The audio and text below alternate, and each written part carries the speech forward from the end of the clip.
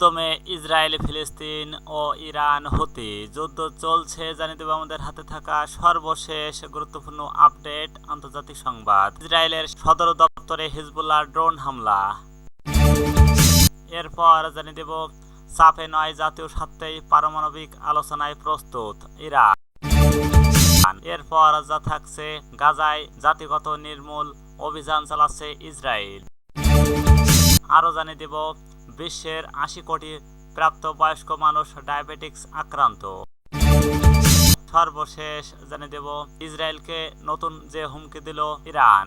এতক্ষণ শুনছিলেন সংবাদ শিরোনাম, এবার বিস্তারিত। তার আগে অনুরোধ থাকবে আজকের এই ভিডিও সম্পর্কে আপনার মূল্যবান মতামত। ভিডিওটি ভালো লাগলে লাইক, কমেন্ট ও শেয়ার করে সবাইকে দেখার সুযোগ করে দিন এবং জানিয়ে দিন আপনি কোথা থেকে আমাদের এই সংবাদ শুনছেন এবং দেখছেন। ইসরায়েলের সামরিক সদর দপ্তরে হিজবুল্লাহর ড্রোন হামলা। লেবাননের সশস্ত্র গোষ্ঠী হিজবুল্লাহর প্রথমবারের মতো ইসরায়েলের রাজধানী তেল আবিবে অবস্থিত সামরিক ও সদর দপ্তর হাকিরিয়া ও ঘাঁটিতে হামলা চালিয়েছে। হিজবুল্লাহ এক বিবৃতি জানিয়েছেন তাদের যোদ্ধারা একটি স্ক্যাড্রন ও ড্রোন দ্বারা আক্রমণ করেছে, যা ইসরায়েলের প্রধান সামরিক সদর দপ্তর হাকিরিয়া ও ঘাঁটিতে আঘাত এনেছে। হিজবুল্লাহ আরও জানান, হাকিরিয়া ঘাঁটিটি ইসরায়েলের যুদ্ধ মন্ত্রণালয়, সাধারণ স্টাফ ও যুদ্ধ পরিচালনা কক্ষ এবং বিমান বাহিনীর সামরিক নিয়ন্ত্রণ এবং তদারকি কর্তৃপক্ষের সদর দপ্তর হিসেবে ব্যবহৃত হয়। এছাড়া হিজবুল্লাহ ড্রোনগুলো ইরানের আমস ও ঘাঁটিটিও লক্ষ্যবস্তু করেছে। এটি ইসরায়েলের উত্তরাঞ্চলীয় দখলকৃত এলাকায় প্রধান লজিস্টিক ও সমর্থন এবং পরিবহন কেন্দ্রে হিসেবে পরিচিত। চাপে নয়, জাতীয় স্বার্থেই পারমাণবিক আলোচনায় প্রস্তুত ইরান। ইরান সরকার জানিয়েছে তারা তাদের পারমাণবিক কর্মসূচি নিয়ে আলোচনা করতে প্রস্তুত, তবে এই আলোচনা কোনো চাপ বা ভীতি প্রদর্শনের অধীনে হবে না। আন্তর্জাতিক পারমাণবিক শক্তি সংস্থা এর মহাপরিচালক রাফায়েল গ্রোসির সঙ্গে বৈঠকের পর এক যৌথ সংবাদ সম্মেলনে ইরানের পারমাণবিক প্রধান মোহাম্মদ ইসলামি এ কথা জানিয়েছেন। তিনি বলেন, আমরা আমাদের পারমাণবিক কর্মসূচি নিয়ে সবসময় স্পষ্ট ও দৃঢ় অবস্থানে রয়েছি এবং আমরা তাই এগিয়ে নেব। মোহাম্মদ ইসলামি জানান, ইরান ও তার জাতীয় স্বার্থের ভিত্তিতে এই কর্মসূচি বাস্তবায়ন করবে এবং এর বাইরে চাপে কখনো নত হবে না। ইরানের ঊর্ধ্বতন কর্মকর্তারা পশ্চিমা দেশগুলোর কাছে একটি স্পষ্ট বার্তা দিয়েছেন যে চাপ সৃষ্টি বা শাস্তিমূলক পদক্ষেপের মাধ্যমে আলোচনা চালানোর চেষ্টা কোনোভাবেই গ্রহণযোগ্য হবে না। ইরানের পররাষ্ট্র মন্ত্রণালয়ের মুখপাত্র নাসের কানানি বলেন, ইরান তার পারমাণবিক কর্মসূচি নিয়ে আলোচনা করতে প্রস্তুত, তবে এই আলোচনা হবে সম অধিকার এবং পারস্পরিক সম্মানের ভিত্তিতে। আমরা আলোচনা করতে ইচ্ছুক, তবে চাপ বা হুমকির মধ্য দিয়ে কোনো সমাধান খুঁজে পাওয়া যাবে না। বিশ্লেষকরা বলছেন, ইরানের এই অবস্থান ইঙ্গিত দেয় যে তারা তাদের পারমাণবিক কর্মসূচি সম্পর্কে আরও স্বচ্ছ হতে পারে, তবে এর জন্য পশ্চিমা দেশগুলোর তরফ থেকে একটি সুষ্ঠু পরিবেশ তৈরি করা প্রয়োজন। গাজায় জাতিগত নির্মূল অভিযান চালাচ্ছে ইসরায়েল। এবার ইসরায়েলের বিরুদ্ধে গাজায় জাতিগত নির্মূল অভিযান চালানোর অভিযোগ তুলেছে হিউম্যান রাইটস ওয়াচ HRW। বৃহস্পতিবার 14 নভেম্বর এক প্রতিবেদনে মানবাধিকার সংস্থাটি বলছে, গাজার বাসিন্দাদের ইসরায়েলের ধারাবাহিক ও স্থানান্তরের নির্দেশগুলো জোরপূর্বক স্থানান্তরের যুদ্ধ অপরাধ এবং নির্দিষ্ট কিছু অঞ্চল জাতিগত নির্মূল আক্রমণের সংস্থার মধ্যে পড়ে। প্রতিবেদনে উল্লেখ করা হয়েছে, হিউম্যান রাইটস ওয়াচ ইসরায়েলের কর্মকর্তাদের বিরুদ্ধে জোরপূর্বক স্থানান্তরের যুদ্ধ অপরাধ সংগঠনের প্রমাণ সংগ্রহ করেছে। এছাড়া যেসব অঞ্চলে ফিলিস্তিনিরা আর ফিরে যেতে পারবে না সেসব এলাকায় ক্ষেত্রে ইসরায়েলের পদক্ষেপগুলো জাতিগত নির্মূলের সংস্থার মধ্যে পড়ে।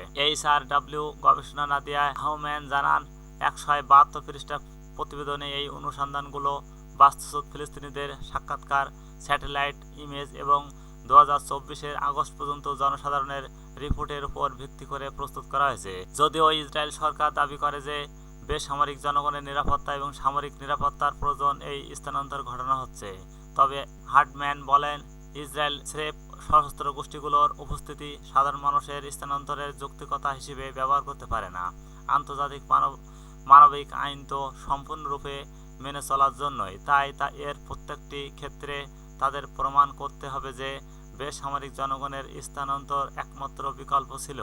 জাতিসংঘের তথ্য অনুযায়ী গত এক বছরের ইসরায়েলি সামরিক অভিযানে গাজায় 19 লাখ ফিলিস্তিনি বাস্তুচ্যুত হয়েছেন। 2023 সালে 7 অক্টোবর যুদ্ধ শুরুর আগে এই অঞ্চলের জনসংখ্যা ছিল 24 লাখ।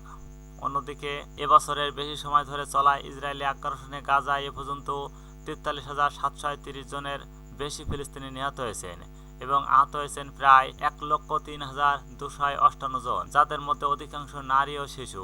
এই বিষয়ে HRW এর মধ্যপ্রাচ্য বিভাগের মুখপাত্র আহমেদ বেন সিমসিও বলেন, বিস্তৃতভাবে গাজার বড় অংশে বসবাসের অযোগ্য করে তোলা, কিছু ক্ষেত্রে স্থায়ীভাবে জাতিগত নির্মূলের সমতুল্য।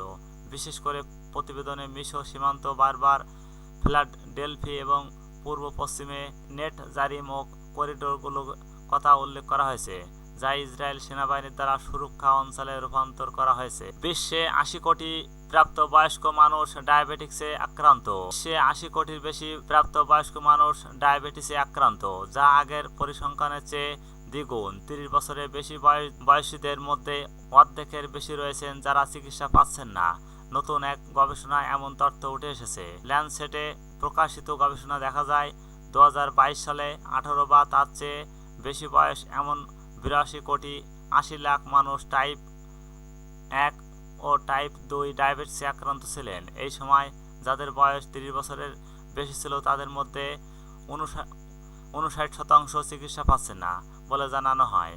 এর আগে বিশ্ব স্বাস্থ্য সংস্থা প্রায় 42 কোটি 20 লাখ ডায়াবেটিস আক্রান্ত রোগীর কথা জানান। গবেষণা দেখা গেছে 1990 সালের পর বিশ্বে ডায়াবেটিস রোগীর সংখ্যা বেড়ে দ্বিগুণ হয়েছে। এক্ষেত্রে অধিকাংশ রোগীর মধ্যে নিম্ন আয়ের দেশের মানুষ। এই সব দেশে রোগীর সংখ্যা বাড়লেও চিকিৎসা সেবা বাড়েনি, যদিও ধনী দেশে রয়েছে এর উল্টো চিত্র।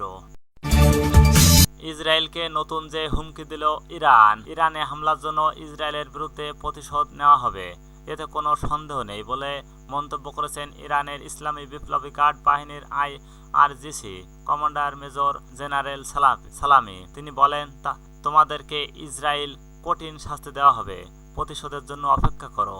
বৃহস্পতিবার নাসরুল্লাহ নামে একটি যুদ্ধ মহড়ায় বক্তব্য রাখার সময় তিনি এই হুমকি দেন। সালামি আরো বলেন, আমরা শেষ পর্যন্ত লড়াই করব, মুসলিমদের উপর তোমাদের আধিপত্য বিস্তার করতে দেব না।